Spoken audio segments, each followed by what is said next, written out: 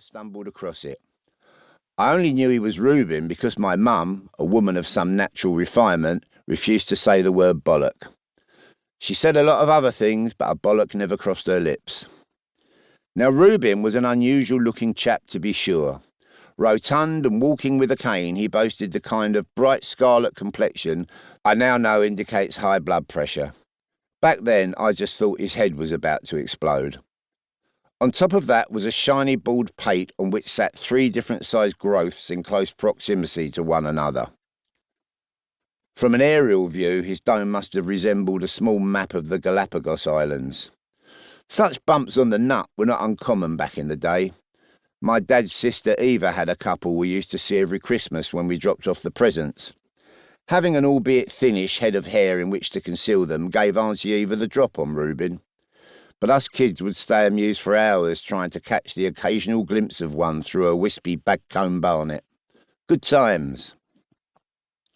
Now, any or all of these physical attributes might have warranted the issuing of a nickname, but none were responsible for Reuben's. That, you may not be surprised to learn, was down to a goiter on his neck. And what a goiter it was!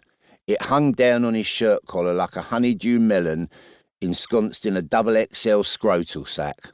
The bastard thing was enormous. Every time Reuben walked through the flat, some budding Cockney Oscar Wilde would shout, "Oi, bollock neck!" in his general direction. For years, his response would be to raise his cane in anger. Later, like a stone floor worn down by the passage of time, the same gesture became more of a tired acknowledgement. Now I would never see Reuben or his bollock neck again.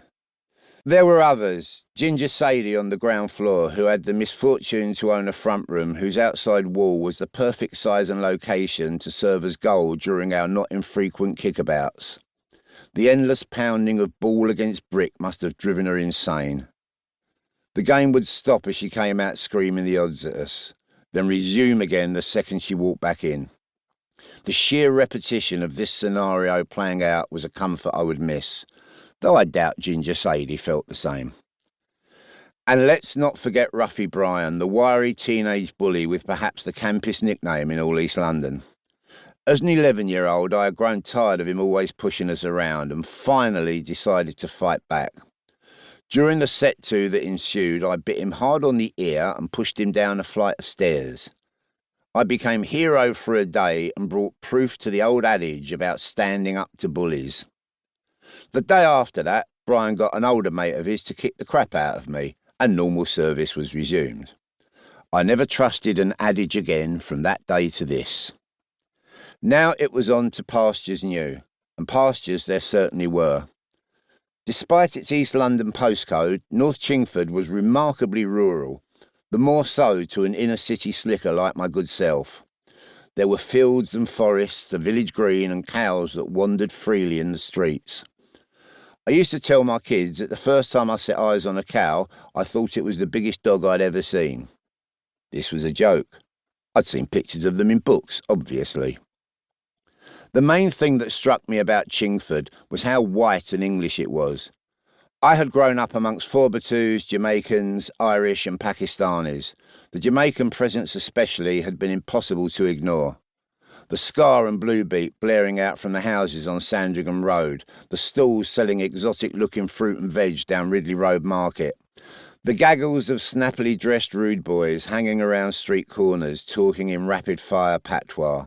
It was a culture I took to easily, and it had quickly left its mark. Queuing up for the latest Trojan releases in Musicland on Ridley Road Market, playing them full volume on my sky blue Dansette portable as I picked out my outfit for that night. The quiet thrill of being one of the few white faces in the Four Aces Club in Dalston. Chingford was just a 20-minute train ride away, but it may as well have been another planet. I also made the mistake of arriving there with a bloated sense of self-importance. While I was still very young, I was a swadehead out of Hackney.